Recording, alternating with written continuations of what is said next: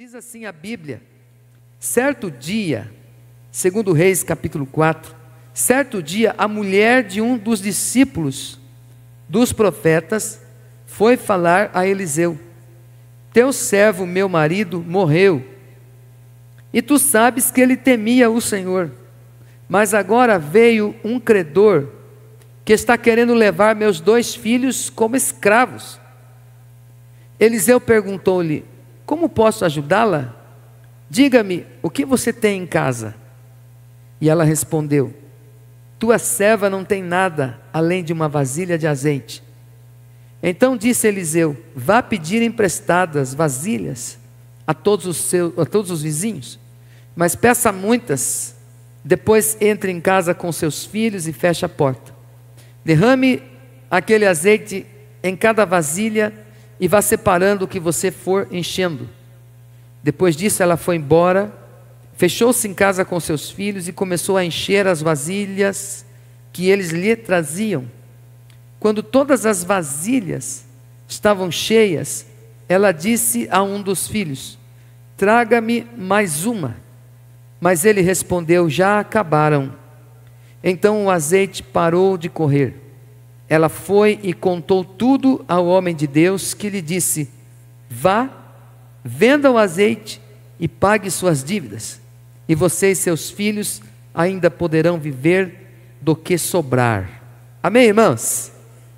Agora vamos abrir também lá em Lucas, no Novo Testamento, já que estamos de pé, no capítulo de número 14, nós vamos ler no versículo de número 28.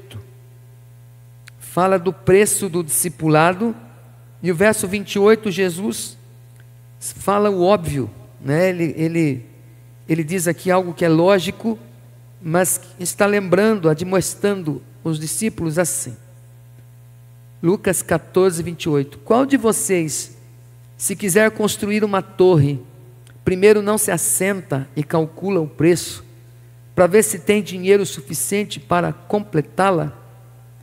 Pois se lançar o alicerce e não for capaz de terminá-la, todos os que a virem rirão dele, dizendo: este homem começou a construir e não foi capaz de terminar. Amém, irmãos?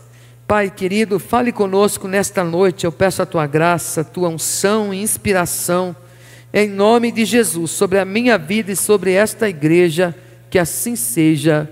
Amém. Pode se assentar, meu irmão. Nós temos falado aqui nas sextas-feiras, hoje é a última mensagem a respeito de saúde. A Bíblia diz lá no livro de Atos, que o apóstolo disse para o Enéas: Enéas, Jesus Cristo te dá saúde, né? O Enéas, ele era um paralítico, um coxo, e recebeu não apenas a cura, ele recebeu a saúde, porque ele poderia ser curado da paralisia, ter um problema no estômago, por exemplo. Ele poderia ser curado de uma parte do corpo e ter um outro problema na vida, né? No seu corpo físico.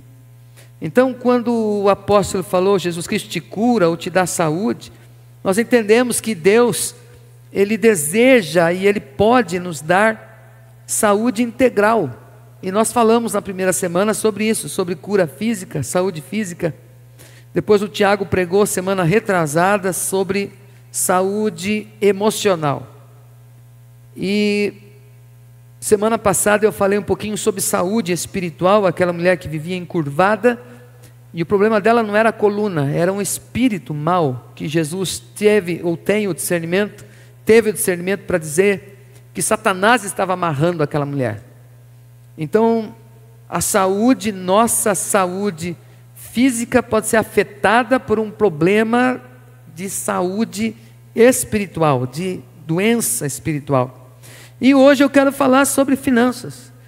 A ideia destas mensagens é assim, que a gente gera de acordo com aquilo que a gente é, não é assim? A gente gera filhos, os nossos filhos serão como nós somos. Graças a Deus a gente profetiza e crê e instrui para que eles sejam melhores do que nós, para que alcancem lugares maiores do que o nosso, que o lugar que alcançamos. Então sempre que uma mulher está grávida, ela carrega, ela e a semente do marido, né, na criança, o conteúdo genético, né? Até o nosso querido que estava aqui, ele falou componente genético, alguma coisa assim, não é? Que passa para a criança. Então, quando a criança nasce, ela já nasce com a genética de seus pais. E os nossos filhos, eles aprendem também, quando a gente não ensina, eles aprendem olhando para nós. Então aquilo que nós somos é transferido para eles. Assim também quando nós somos cristãos e estamos discipulando pessoas e pregando a palavra, as pessoas não estão apenas ouvindo o que a gente fala, mas estão vendo como que a gente é, como que a gente vive, e eles vão tomar para si algumas coisas daquilo que a gente é. Então, se eu estiver doente espiritualmente, os meus filhos, aqueles que eu estou gerando na fé, também vão ter essas doenças. Se eu tiver alguma doença, não digo física, né, porque a gente não gera no sentido físico, mas se tiver algum hábito, algum costume feio, eles vão aprender, eles vão ver isso em mim. Então é importante que eu busque a saúde, não somente para o meu bem-estar, mas para que os meus filhos, as pessoas que caminham comigo, também recebam esse bem-estar, não é?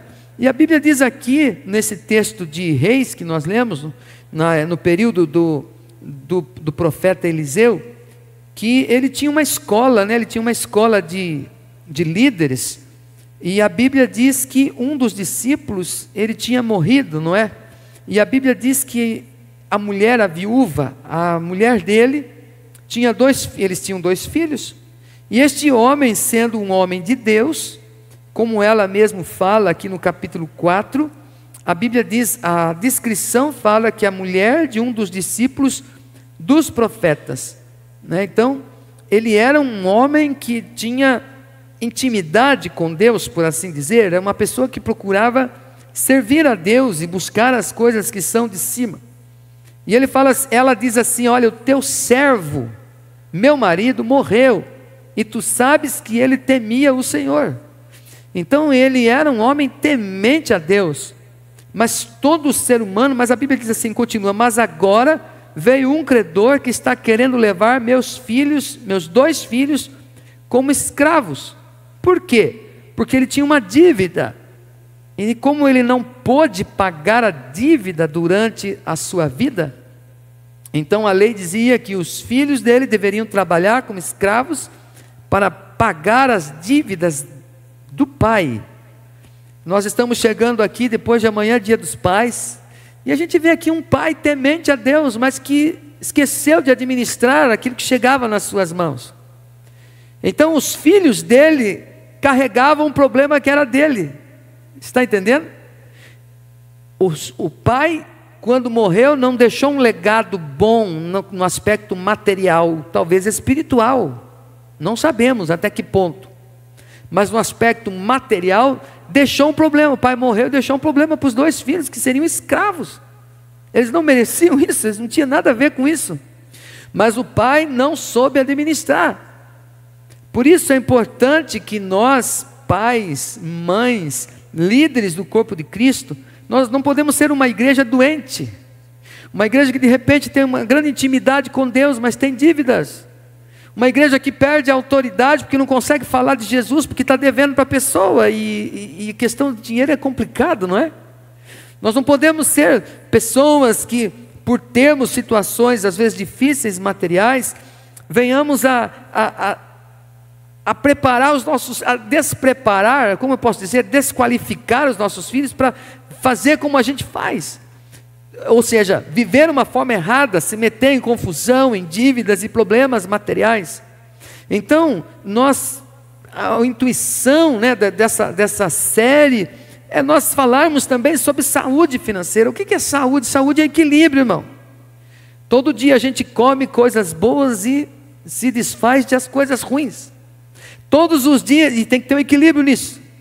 Quando dá uma desinteria, é porque tem um problema aí, não é? Porque o corpo está desequilibrado. Assim como quando a gente também não come e fica muito tempo sem comer, também adoece. Há um problema aí também. As nossas células, elas nascem, mas também morrem. E existe um equilíbrio das células. O que é o câncer? É um desequilíbrio das células. Porque tem um lugar lá que tem uma enfermidade e as células aí se perdem e vão lá e tentam resolver o problema e não conseguem. E as células começam a crescer o problema, a fazer crescer o problema e danificar o corpo. Olha que coisa. É o desequilíbrio que traz a doença, não é? Então, quando há equilíbrio, há saúde. E todo o corpo também que é saudável cresce. Toda mente sã, ela se expande. Todo homem saudável se torna mais humano e semelhante a Jesus, cada vez mais semelhante a Jesus. Mas um homem doente, emocional, espiritualmente falando, ele vai gerar filhos doentes, ele vai trazer problema para a sociedade, ele vai causar impactos negativos com relação ao reino de Deus, por estar desequilibrado. Então a nossa vida, ela precisa ser equilibrada em todas as áreas, nos nossos relacionamentos, no nosso intelecto, no nosso conhecimento, na busca do conhecimento. A gente percebe que quando se estuda a batalha espiritual, você vai estudar um pouco do inimigo para você poder combatê-lo. Então tem que ter esse equilíbrio também, porque não é tudo demônio, mas também não é tudo só Deus. Existem os demônios, tem que ter um equilíbrio. Então você observa, meu querido, que a palavra de Deus nos traz soluções aqui de organização, de conserto. Eu não sei como está seu nome. A Bíblia diz lá em Provérbios que o bom nome, ele vale mais do que ouro, irmãos. Como que está o seu nome? Você tem um nome limpo na praça? Você não precisa responder, só pense nisso. Só perceba isto. Então, a gente aprende aqui, eu quero falar rapidamente, até umas 10h30 da noite eu termino, né? Eu quero falar aqui sobre a primeira coisa que nós temos que aprender, é identificar o problema e se organizar. Identifique o problema e organize-se. A Bíblia diz aqui que ela tinha um problema, ela fala do problema, né, da dívida que ela possuía e que os filhos seriam levados como escravos. Então, às vezes a gente pode dizer assim, o problema é financeiro, mas nem sempre o problema é financeiro. O problema muitas vezes, na verdade, é uma dificuldade emocional, é um desequilíbrio nas emoções que faz a pessoa muitas vezes gastar mais do que convém, mais do que pode, e muitas vezes fazer empréstimos para adquirir coisas que não são necessárias. Enfim, nós precisamos organizar, identificar o problema, porque quando a gente está sem dinheiro, por exemplo, a gente tem que descobrir qual foi o erro, o que aconteceu, por que eu estou sem dinheiro, o que aconteceu, aonde que me faltou o dinheiro, o que aconteceu para eu chegar a esta situação. Então aqui a gente tem que aprender e organizar-se para não acontecer mais. Sempre que a gente recebe uma libertação, aí depois você precisa se encher de Deus para o mal não entrar mais. Sempre que você é curado, o médico fala assim, depois que eu expeli a pedrinha no rim, agora você trata de tomar água. Você não toma água só para expelir a pedra, você tem que continuar tomando sempre água, senão a pedra volta. Não é assim? Mais ou menos assim, não é? Você perde peso, a nutricionista vai dizer, você perdeu peso, agora se você voltar a comer de novo. Pessoas que fazem bariátrica, eles falam, olha, se você voltar a comer, o estômago cresce de novo, e o problema fica de novo. Então a questão nem sempre é apenas receber uma oração, não, agora está resolvido. Aí volta às práticas antigas, complica. Então, apesar de crentes, esta família tinha problemas, dívidas e compromissos financeiros. E com a morte do marido, a única forma de pagar, como eu acabei de dizer, eram os 2 filhos. E a Bíblia diz lá em Êxodo 20, verso 5, que Deus visita a maldade dos pais nos filhos, até a 3ª e 4ª geração. Então aquilo que está na vida dos pais, passa para as pessoas. Outra coisa, a Bíblia também diz lá em Deuteronômio 7, 9, mas aqueles que têm a bênção de Deus, a bênção passa até 1000 gerações. Então, aqueles que eu estou formando, aqueles que eu estou gerando, que eu estou educando, estou instruindo, eles vão abençoar a outros, e vão abençoar a outros, vão abençoar a outros, e vão abençoar a outros. Isso é muito importante. E esse elo não pode ser quebrado nessa corrente. Quando chega até você, você tem que abraçar isso, dizer: eu também vou viver os milagres de Deus, e eu vou gerar filhos abençoados e prósperos para a glória de Deus. Por que eles estavam com dívidas então? Às vezes a gente tem que pensar, por que surgiu essa dívida? Às vezes a dívida surge por uma infelicidade, por como eu posso dizer, por uma situação que foi um risco que tinha que correr, e perdeu o emprego, ou uma compra que tinha que ser feita, inadiável, era impossível não fazer aquela compra, era uma necessidade, ou a empresa quebrou, uma sociedade, houve uma traição, enfim. Pode ser isso, mas pode ser também a má organização mesmo, a dificuldade da administração. Então, Jesus fala lá em Lucas 18, quando você vai para construir alguma coisa, você se assenta e calcula o preço. Fala para o teu vizinho assim: irmão, sente-se e calcule. Fale para ele. Jesus falou isso. Primeiro você senta, você pega um papel e você escreve: quanto que eu vou gastar aqui para construir esse edifício aqui? Quanto que eu vou gastar? Quanto vai custar? Para que eu possa terminar. Então, a gente precisa primeiro, antes de comprar, se assentar. O que comprar? Por exemplo, você vai ao mercado, você faz uma listinha e foca na listinha. Compra o que está na listinha. Quando eu não levo listinha, além de eu esquecer o que é para eu comprar, eu tenho que perguntar para Deus, graças a Deus pelo WhatsApp e os telefones, né? E acabo às vezes comprando outras coisas que não estão na listinha. Então, quando a gente vai comprar, assente-se primeiro: o que eu vou comprar hoje mesmo lá no mercado? É arroz, é feijão, sei lá, batata, não é? Eu vou comprar não sei o que mais, carne. E atente para aquilo que você precisa comprar e seja fiel. Outra coisa, por que eu vou comprar? O que eu estou querendo comprar? É uma necessidade ou é um desejo? Às vezes nós gastamos o nosso dinheiro naquilo que não é pão, diz lá em Isaías 55, verso 2, na parte B. Por que gastais o vosso dinheiro, os vossos recursos naquilo que não é pão? Às vezes nós temos um desejo tão grande que nós acabamos comprando e vivendo com base nas nossas emoções e não na nossa razão. Às vezes nós somos aquela ideia do somebody love lá, né? Por que comprar? Por que não comprar? Vou comprar, comprei. Aí se meteu numa dívida. Então, quando a gente vai comprar, você precisa ver se é uma necessidade ou se é simplesmente um desejo. Com o tempo e a maturidade da nossa vida, nós vamos aprendendo a adiar alguns prazeres para depois o prazer ser maior depois, no futuro. É outro detalhe que eu não quero entrar aqui, mas é necessário essa compra. É uma necessidade ou é um desejo apenas? Outra coisa, quando comprar? Observe isso: quando comprar. Quando você vai comprar alguma coisa fora de época, você economiza.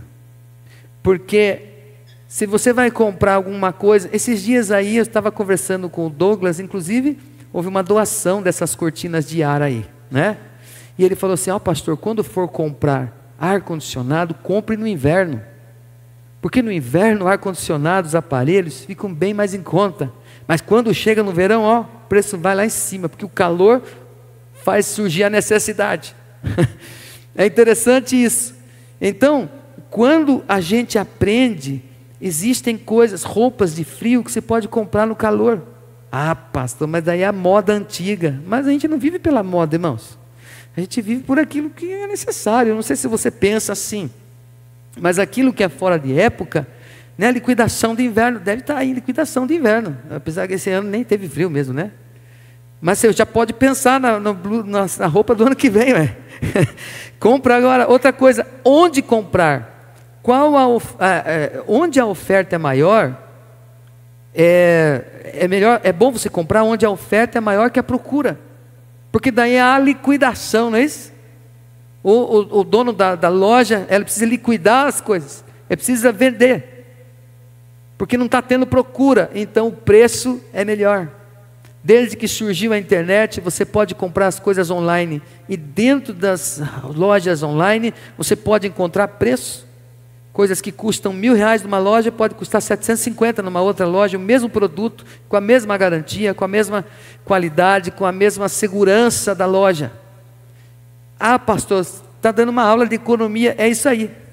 Porque quando você gerar filhos, os seus filhos vejam que você não é uma pessoa que é dirigida pelos sentimentos ou pelas sensações, mas sim pela razão. Como comprar? Como comprar? De preferência, compre à vista. Leve a questão dos juros a sério. Se você vai comprar um bem que se estraga igual um smartphone, você paga X agora, ele novo. Se você compra em 24 pagamentos, antes de você terminar de pagar, talvez ele já quebrou, não é? Ou o preço desvalorizou muito. Então é bom você comprar à vista, você vai ter desconto. Sempre a questão dos juros pode te colocar numa situação de chateação, de tristeza, de cobranças no futuro, de arrependimento. Então é importante você entender como comprar. Então é o que comprar, por que comprar, quando comprar, onde comprar, como comprar. Ah, eu só vou fazer um empréstimo. Tem pessoas que vivem no cartão de crédito. Tem pessoas que não recebem salário, o banco vai lá e já tira tudo da conta dele, porque recebe lá na conta. E tem gente que fala assim, não ponha lá na conta, pague para mim dinheiro, senão o banco come tudo. Já ouvi isso, já ouviu isso? É triste isso, irmão. Então, você observa que é importante identificar o problema. Não esperar que as coisas se melhorem, se resolvam por si mesmas, mas fazer alguma coisa. Esta mulher fez alguma coisa. Talvez ela fez um pouco tarde demais, porque se o marido dela tivesse pensado, tivesse ouvido uma pregação como esta, talvez ele teria resolvido a sua vida antes de morrer, e teria deixado em segurança a sua mulher e os seus filhos. Mas às vezes a gente não quer nem ouvir falar sobre isso. Como que nós vamos melhorar em algo que a gente não tem interesse de melhorar? Sempre é importante nós assentarmos e aprendermos, né? A gente aprende lá nas redes sociais e nos cursos que tem por aí, como ganhar dinheiro, como enriquecer, e vem jogo para você apostar, e um monte de coisa, você vai ficar... Mas pouca gente ensina a administrar. Já reparou? Já parou para pensar? Seria muito bom que na escola se ensinasse a administração financeira. Seria muito bom que na escola, pastor Alexandre, se tivesse uma matéria chamada liderança, para desmistificar essa coisa. Eu não sirvo para ser líder e tal. Está sempre fugindo. Mas quando se os alunos aprendessem liderança, relacionamento mesmo, a famosa educação moral e cívica que eu tive quando era criança, o SPB, Organização Social e Política do Brasil, algumas matérias que foram tiradas, que não existem mais. Essas matérias nos ajudariam para que esta geração atual soubesse administrar melhor os recursos. Então, é importante também, outra coisa, onde eu estou? Ajuste seu padrão de vida. Jesus falou assim, assente-se e veja se você tem condições de concluir, de construir e concluir. Ajuste o seu padrão de vida. Existe necessidade, às vezes, de nós termos atitudes firmes. Quem diz assim, eu não consigo economizar, também não consegue jejuar, também não consegue orar, também não consegue praticar um exercício físico, não consegue, porque já está dizendo, eu não consigo. Quando uma pessoa fala assim, o meu negócio é gastar, então essa pessoa está fadada, sujeita a sofrer muito no futuro. Então é necessário ter uma atitude firme, radical, fazer cortes, adaptações necessárias durante um momento de escassez. É igual a formiga que trabalha no verão, ela guarda o alimento, diz lá em Provérbios, para que quando chegar o inverno, ela tenha comida, ela possa estar quentinha, sobreviver e dar continuidade à sua espécie. Nós precisamos ter atitudes firmes, cortarmos coisas que não temos necessidade. Outra coisa, não viver de aparências. Porque às vezes nós gostamos de aparecer bem na fita, né, irmão? Na selfie, todo mundo gosta disso. Mas é importante você entender que você pode encontrar pessoas que às vezes estão sempre de carro novo, às vezes sempre de roupas novas, estão sempre demonstrando, ostentando, muitas vezes uma vida, um recurso que não tem, com dívidas, com boletos para pagar. Eu lembro quando era jovem, às vezes a pessoa pegava um carrinho ali, já idoso, né, vamos dizer velho, e colocava assim, é velho, mas está pago. É interessante essas coisas, porque essas pessoas, elas não têm problemas, porque realmente já está pago. Eu não estou dizendo não compre, não tenha, claro que você tem, se você tem recursos, vai lá e compra mesmo, roupa nova, é gostoso, é bonito, todo mundo gosta de comprar, gosta de ganhar, gosta de vestir, gosta de doar, não é isso que eu estou dizendo, mas a gente não pode viver de aparências, a gente não precisa disso, porque nós não somos aquilo que nós parecemos, nós somos muito mais do que nós parecemos. O homem é que vê o exterior, mas Deus vê o nosso coração, a nossa vida. Então economize também, economize.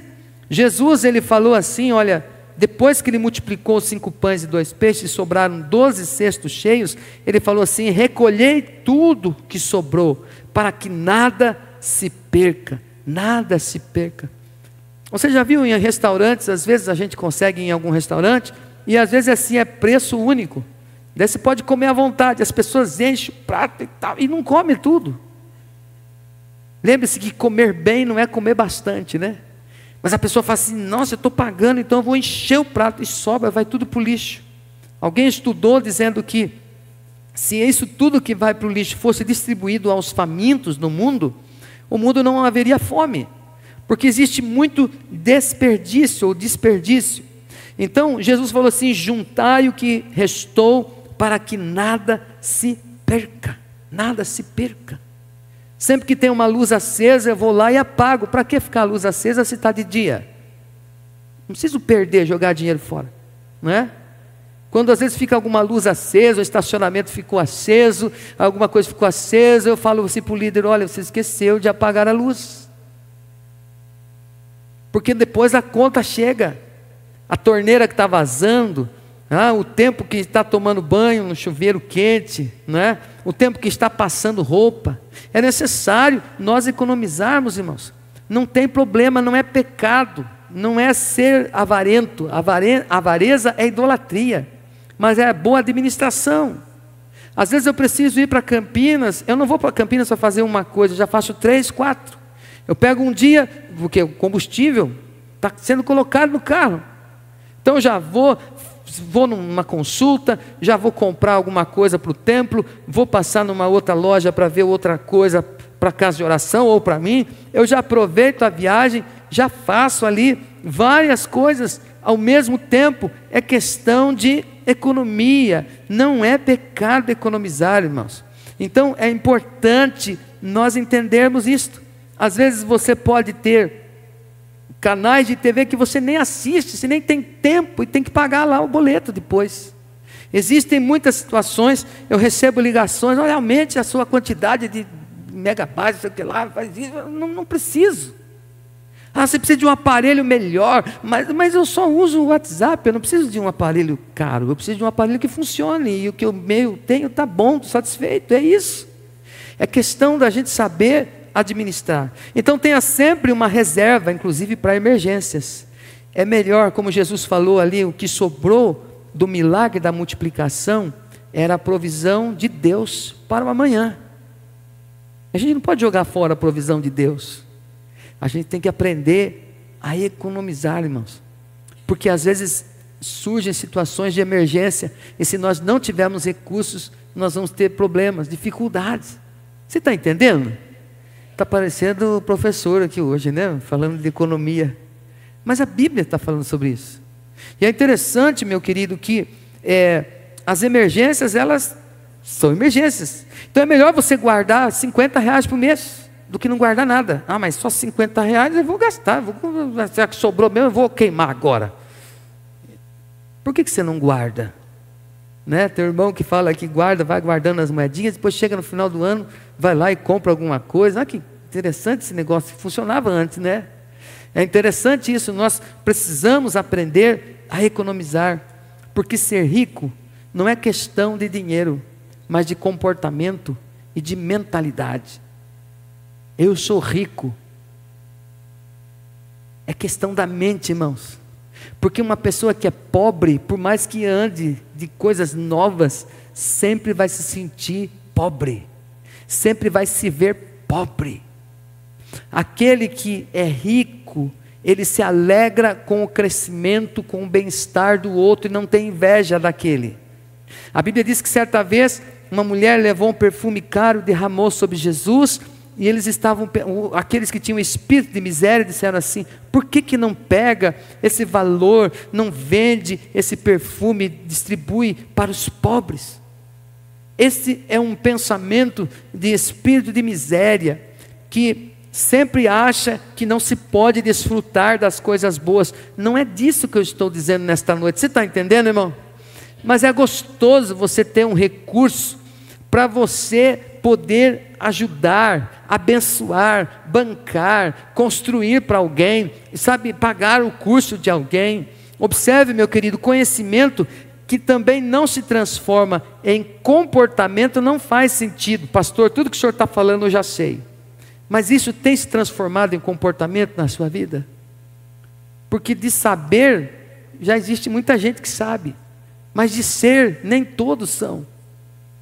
Às vezes as pessoas podem até te ensinar, como eu falava semana passada, que a pessoa às vezes vai ensinar como perder peso, mas ela é obesa. Como que vai ensinar isso?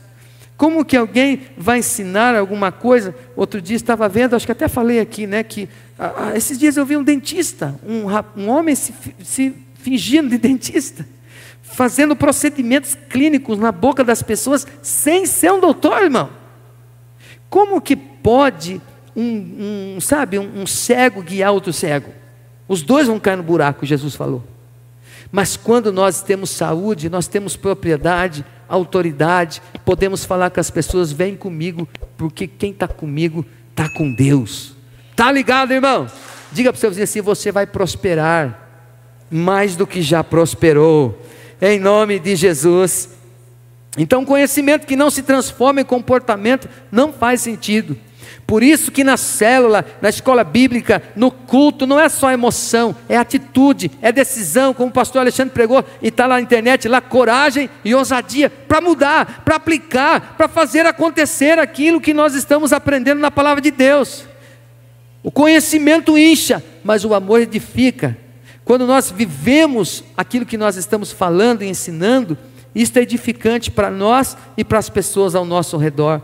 Outra coisa, irmão, então identifica o problema. O segundo ponto aqui é: não enfrente as suas crises sozinho.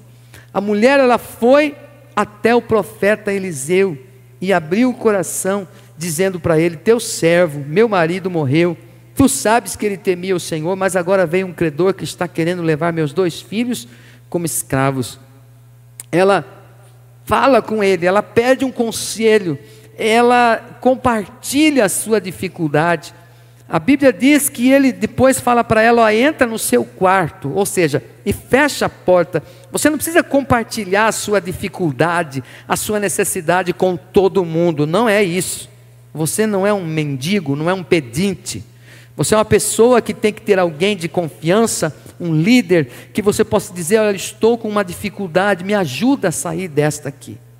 Só que o que acontece? Normalmente quando a gente tem uma dificuldade material, financeira, às vezes nós acabamos ficando com vergonha, né, por estarmos naquela situação, ou de desemprego, né, sem dinheiro, com dívidas.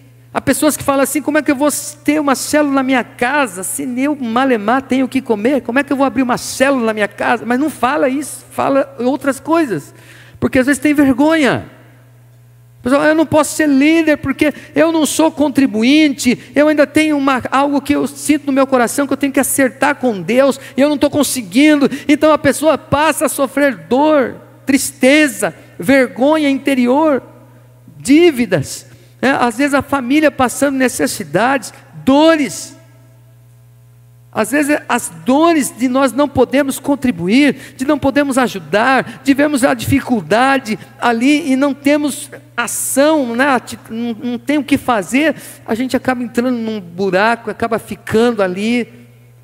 Mas essa mulher, ela foi até o profeta, ela falou: eu tenho um problema em casa, me ajuda, o que eu posso fazer? Me dá um conselho. Como é bom quando a gente tem alguém que a gente pode desabafar. Lá em Eclesiastes 4, 9 e 10 fala assim: é melhor serem dois do que um, porque se um cair, o outro que está em pé levanta o caído. É melhor ser dois do que um, porque eles trabalhando juntos, eles vão ter o salário em dobro. Se estiver sozinho, como é que vai se aquecer? Nós precisamos de Deus, mas também nós precisamos de pessoas. Nós precisamos de alguém que esteja do nosso lado. Por isso que a gente casa, né, irmão? Nós precisamos de alguém que nos ajude, por isso que a gente faz parte de um grupo missionário. Nós precisamos de alguém, por isso que a gente vai e fala assim: estou precisando trabalhar, tem uma vaga de emprego aí para mim, eu preciso de um trabalho. Então é importante nós termos alguém, sabe, conversar, não enfrentar as crises sozinho. Não enfrente a sua crise sozinho. Peça ajuda, peça conselho, peça para alguém de oração interceder por você. Está aí a pastora Benedita, está sempre orando por nós aí, né, pastora? É sempre importante você dizer: olha, me ajuda. Você não sabe o que me falar, mas então ora por mim. E às vezes a gente não sabe o que falar mesmo, a gente vai falar: eu posso orar por você. O Eliseu falou assim: o que eu vou dizer para você, mulher do céu? Não sei o que eu vou dizer agora, né? Mas depois ele fala: o que você tem em casa? Então é importante você conversar com o seu marido, conversar com a sua esposa. Porque ficar fazendo empréstimo, não dizer para ele da sua dívida, ou não dizer para ela da sua dívida, e ficar se afundando nessas coisas, conversa, senta, joelhinho com joelhinho, conversa, diga assim: nós precisamos sair dessa. Estou com saudade de sair com você e a gente ir no shopping, tomar um sorvete com as crianças, mas a gente não consegue nem na esquina ali comprar um picolé. Nós temos que mudar isso aqui, melhorar essa situação. E outra coisa, para também encorajar um ao outro, animar um ao outro, dizendo: olha, é uma fase, nós já enfrentamos outras e nós vamos vencer, e desta vez o Senhor está do nosso lado, nós vamos sair por cima, vamos sacudir a poeira, dar a volta por cima. Deus é por nós, quem será contra nós? Ele dá sabedoria aos simples, a palavra de Deus dá sabedoria aos simples. Então nós precisamos entender a importância de não enfrentar as crises sozinho. Fala para o teu vizinho: você nunca está sozinho. Fala para ele. Fala assim: tem Deus e tem eu também. Amém, irmãos? Então, porque às vezes uma ação, esse negócio de conversar, pastor, é difícil, é desgastante, é cansativo, mas isso também vai gerar resultados. Como ferro afia o ferro, o irmão ajuda a afiar o seu companheiro. Às vezes algumas conversas sérias precisam ser feitas dentro de casa. Às vezes você precisa abrir o jogo para os teus filhos.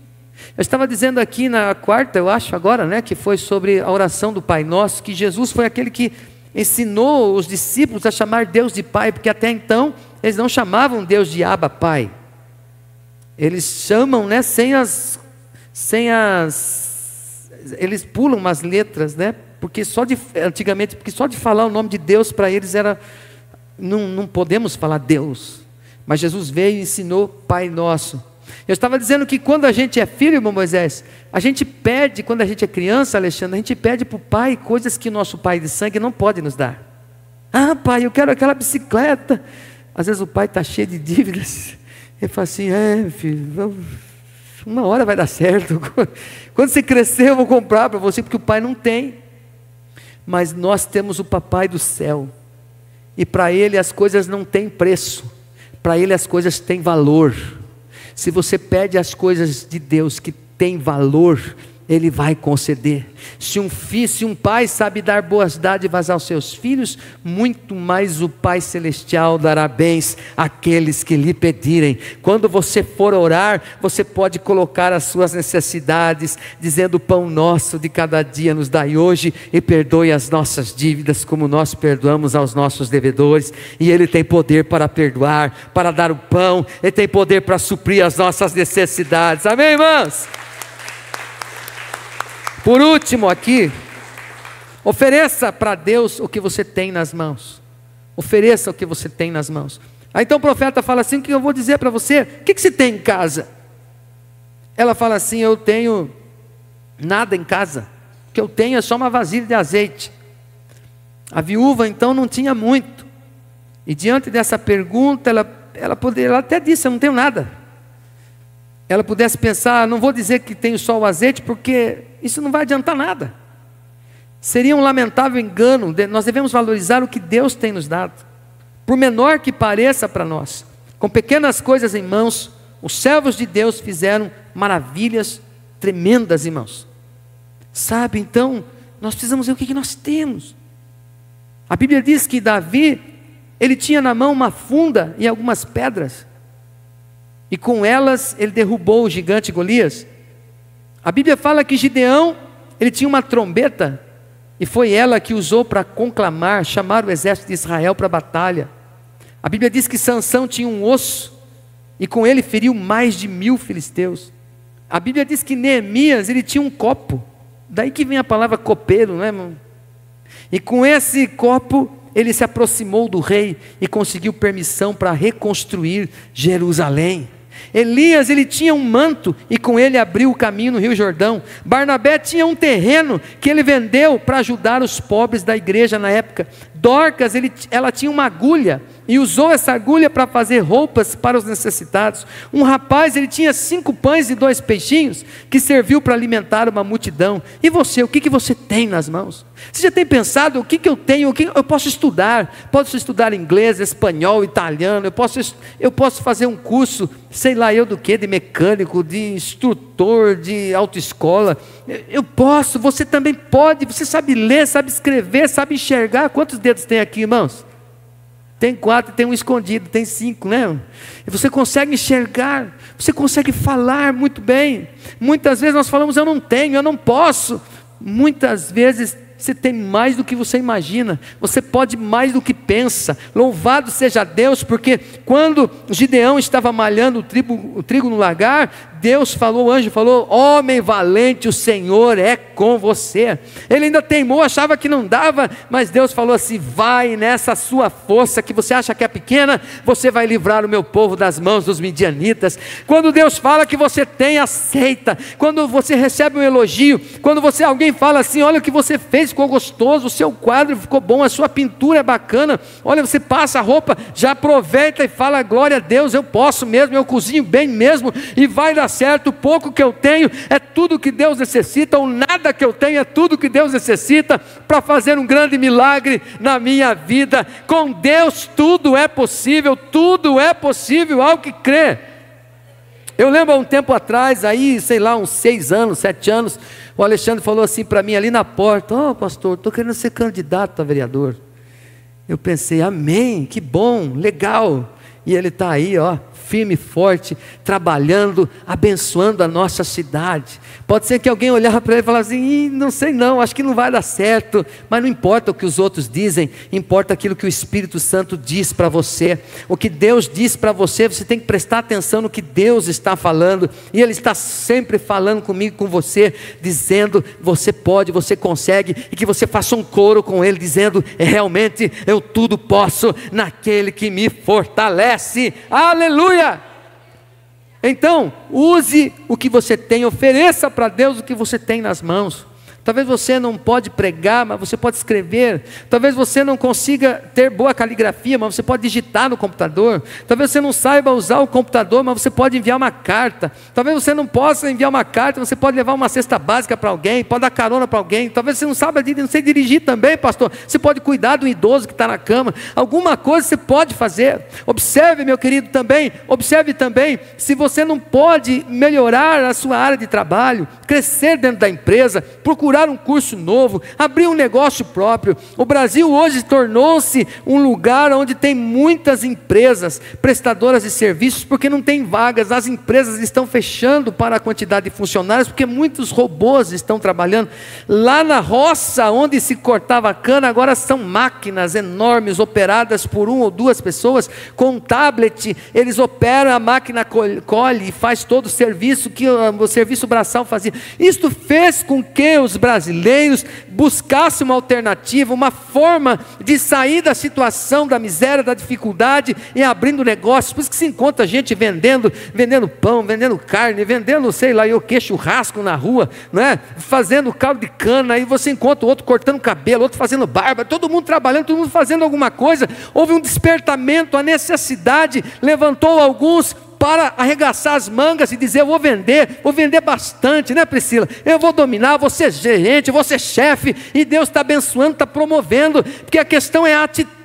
Eu quero sair dessa situação, eu quero ser cabeça e não cauda. A Bíblia diz que quando eu obedeço, Deus me põe por cabeça. O velho cauda já morreu, eu sou cabeça. O que eu colocar as mãos vai dar certo. O Senhor está comigo entre aqueles que me ajudam. As portas estão abertas, a cada manhã um monte de portas estão abertas. Eu não vou ficar em casa dormindo, eu vou sair da minha casa, eu vou indo de encontro ao sucesso, ao êxito, porque o Senhor é meu pastor, nada me faltará. Ele abrirá o seu bom tesouro, o céu, enviará a chuva no tempo certo, Ele trará resposta para a minha vida, em nome de Jesus.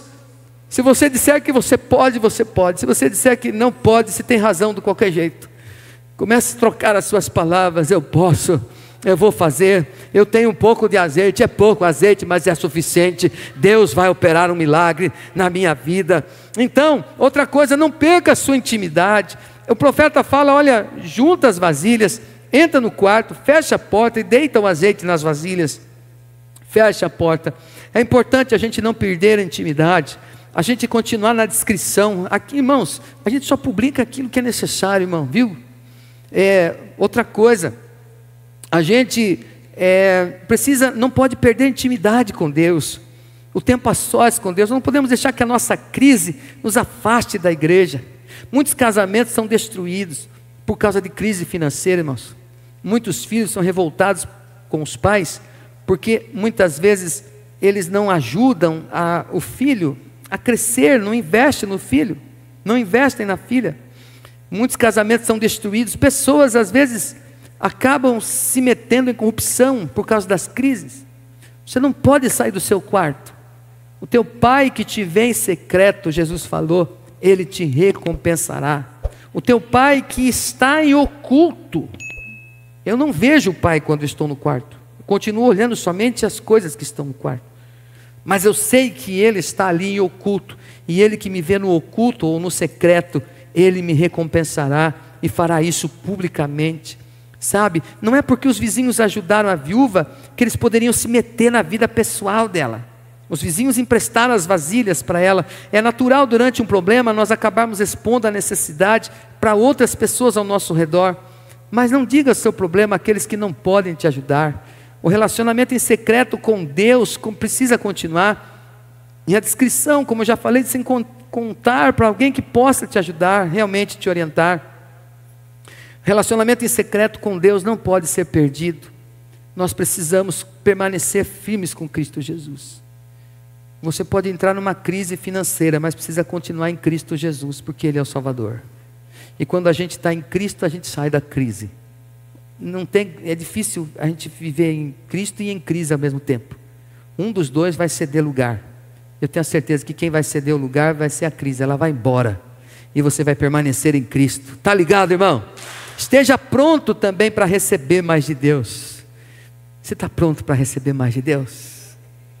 A Bíblia diz ali no verso 6 de 2 Reis, capítulo 6, quando todas as vasilhas estavam cheias, ela falou assim para um dos filhos: traga mais uma vasilha. Mas ele respondeu: já acabaram. Então o azeite parou de correr. Nós precisamos estar sempre prontos para receber o que Deus tem para nós. A viúva, ela queria continuar enchendo as vasilhas, mas não tinha mais vasilhas para encher. Às vezes o crente se contenta com pouco. E é importante a gente entender que é melhor a gente ter mais dinheiro, mas não colocar o coração nele. Se a gente tiver dinheiro, mais dinheiro, a gente pode ajudar mais. Se a gente estiver na pobreza, materialmente falando, a gente não pode ajudar muito. Às vezes até há o desejo no coração, mas não tem esse poder aquisitivo que fala, né? Então, entre ter bastante dinheiro, ter pouco dinheiro, eu penso que é melhor ter bastante dinheiro, mas não colocar nele o nosso coração.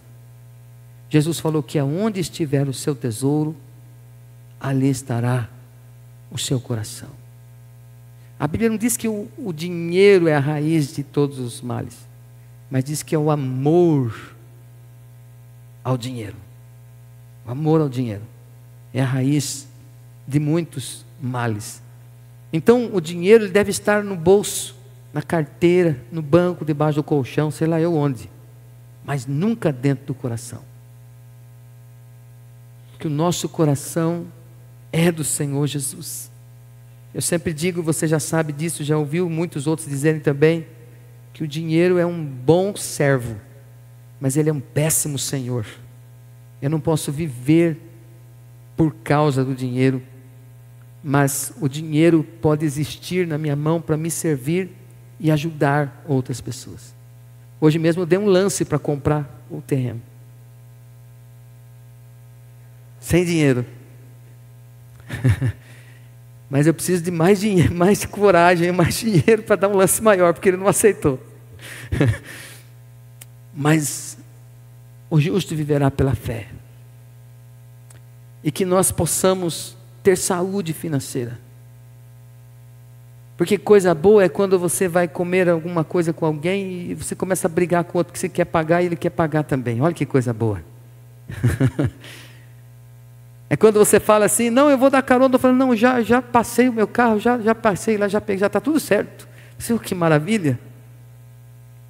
É quando você fala assim: eu vou investir em você para você fazer ITQ ano que vem. Não, o fulano já deu o curso para mim. Olha que coisa boa, irmãos. Não é? Quando a gente tem recursos, a gente pode abençoar. A gente pode, sabe, custear um professor para dar aula. A gente pode, sabe, alcançar mais pessoas com doações mesmo materiais. É bom isso, irmãos. É bom isso. Então, esteja pronto para receber mais de Deus. O Senhor é uma fonte inesgotável de valores inegociáveis, de valores que o dinheiro não pode comprar, mas que Ele concede para nós. Deus nos dá sabedoria, inteligência, graça, promessas. Nós cremos que Deus tem mais para nos entregar. Você crê? E entenda porque Deus te abençoou. No verso 7, ela foi e contou tudo ao homem de Deus e disse, e o que ele disse? Vá, venda o azeite e pague suas dívidas. Ele poderia ter dito assim, se ele fosse alguém dinheirista, ou alguém que estava só procurando prazer, ele poderia: pega essa grana e cai fora com seus filhos, fuja antes que chegue o credor para levá-los. Pega essa grana e vai viver a sua vida aí, ó, aproveita, se enriqueceu, Deus te deu, vai embora. Não, ele falou: ó, pega esse dinheiro que você vendeu o óleo, pague as suas dívidas e viva do resto. Porque aquilo que eu não resolvo aqui, não vai ser resolvido lá também.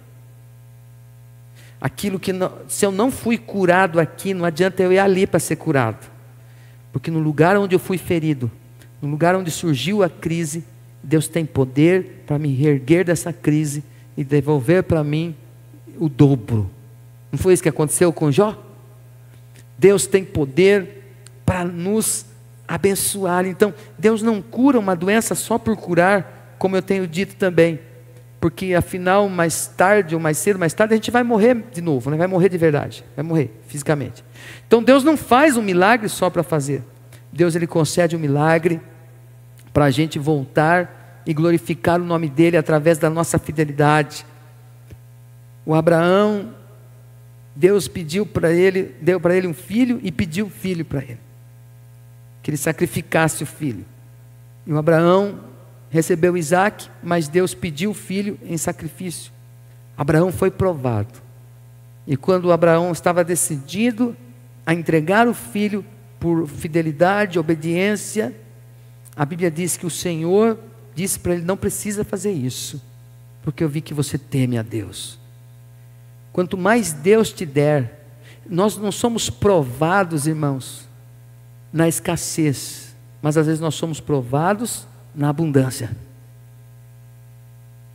A questão é que quem é fiel no pouco, será fiel no muito. Quem é infiel no pouco, se não se converter, vai ser infiel no muito. Às vezes a pessoa recebe a abundância de Deus, aí sai do quarto do secreto com Deus, ganha um apartamento e vai embora, não quer saber mais de culto, não quer saber mais, está na chácara, quer só agora estar com os amigos e esquece Deus. Nós temos que tomar esse cuidado no nosso coração, de não deixar a nossa comunhão e entender que Deus nos dá, e precisamos perguntar: Senhor, agora que eu tenho, o que o Senhor quer de mim? Por isso é importante nós sermos sempre fiéis a Deus em nossas ofertas, em nosso prazer de ofertar, e fiéis a Deus em nossos dízimos. Em Atos 20:35, o pregador está dizendo e citando as palavras de Jesus, que mais bem-aventurada coisa é dar do que receber. Em Provérbios 11:24 ou 25 fala que a alma generosa prosperará. Deus nos abençoa para que a gente contribua mais. Deus nos coloca em lugares de destaque para nós trazermos uma influência positiva sobre as pessoas que estão ao nosso redor, até mesmo olhando para nós e vendo: essa pessoa, ela pode ter muito mesmo, porque o dinheiro e o poder aquisitivo não tomou conta, não mudou quem ela é. É sempre a mesma pessoa, sempre ali simpática, gentil, educada, é uma pessoa abençoada. Não adianta eu chegar a ser um gerente, ter um bom salário e xingar todo mundo, falar palavrão, brigar com todo mundo. Então aquilo que era uma bênção se tornou uma maldição na minha vida. Porque não adianta nada o homem ganhar o mundo inteiro e perder a sua alma. Vamos ficar de pé, vamos orar. Deus tem vitória garantida para a vida de todo crente fiel que espera nele. Nós temos que pedir a Deus que nos cure do jeitinho brasileiro, sabe? Jeitinho brasileiro, da corrupção, de desviar impostos, de pedir atestado médico falso. Sabe o jeitinho brasileiro de furar a fila? O jeitinho brasileiro de não dar lugar e preferência aos idosos no ônibus, sendo que, sendo jovens e saudáveis, nós falamos: eu tenho o direito de descansar, e o idoso está lá. Esse jeitinho brasileiro não presta, né? O jeito brasileiro, o jeito de um cristão é ser sempre fiel, honesto, bom pagador de contas. Se você tem o dinheiro para pagar, diz lá em Provérbios, já vai e paga. Por que falar para a pessoa esperar mais um pouco? Você tem, vai lá e paga. Resolve isso logo. Procure ser bom testemunha, uma boa testemunha de Cristo, onde você estiver, em nome do Senhor Jesus. Eu vou orar por você. Feche os teus olhos por um instante.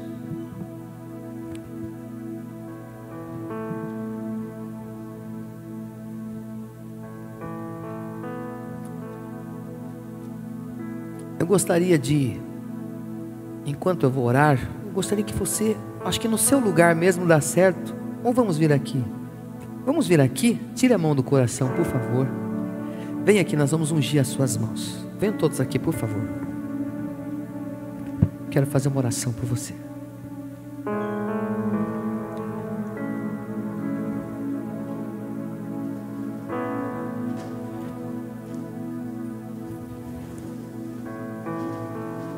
Deus, Ele nos faz prosperar para a gente contribuir, para a gente realizar mais para o seu reino e a sua glória. Às vezes somos enganados pelo nosso coração. Lá em Jeremias diz que o coração do homem é enganoso e desesperadamente corrupto. Às vezes, por vermos uma igreja próspera, uma igreja em crescimento, em expansão, falamos assim: essa igreja eu não preciso nem contribuir porque já tem tudo aqui. É engano seu. Contribua não porque a igreja precisa, mas porque você precisa contribuir. Cada vez que nós colocamos no altar os nossos recursos, estamos estabelecendo e declarando que Cristo é o Senhor da nossa vida. Cuidado com o seu coração, cuidado com aquilo que você vê, com comentários negativos nas redes sociais a respeito da igreja do Senhor Jesus. Não deixa isso encher o seu coração. Observe a palavra de Deus. O que a palavra de Deus ensina? É com isso que você tem que ficar. Cuidado com o seu coração, para não se afastar do Deus vivo. O povo de Israel sofreu tanto. Pode abrir a sua mão assim. Nossos obreiros vão ungir vocês, as mãos de vocês. Por favor, o pastor Cristiano, enquanto eu vou falando, você vai ungindo. Abra a sua mão, receba esta unção, em nome de Jesus. O povo de Israel, muitas vezes, sofria. Eles clamavam a Deus, aí Deus dava resposta, eles melhoravam. Aí quando começavam a melhorar, se afastavam de Deus de novo. Viviam esse ciclo vicioso: levanta, cai, levanta, cai, levanta, cai. Nós não podemos viver dessa forma, não há necessidade de vivermos assim. O sábio, ele aprende com o erro dos outros. Então seja sempre fiel, seja sempre generoso, trabalhe, irmão, viu? Trabalhe bastante, seja honesto no seu trabalho. Pode ser que as pessoas não vejam a sua honestidade, não valorize o que você faz certo. Talvez alguém até zombe de você, dizendo que você é bobo. Não. Você é sábio, você tem entendimento da verdade. Aceite e receba aquilo que Deus diz a seu respeito, aquilo que Deus espera e o que Deus pede e que Deus ordena para você. Amém?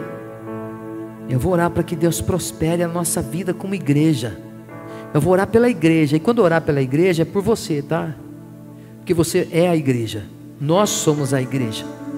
E eu vou orar pela igreja, vou orar pela igreja. Pai querido, as nossas mãos estão ungidas, as nossas lamparinas já estão acesas, né?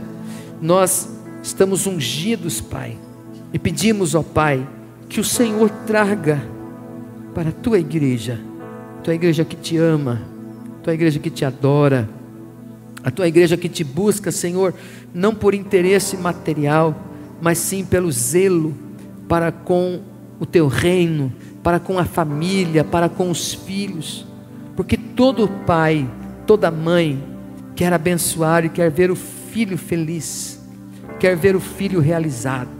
E para que isto aconteça, tem que instruir e educar o seu filho, educar a sua filha, ensinando o valor do trabalho, o valor do esforço, o valor da qualidade, da excelência naquilo que faz.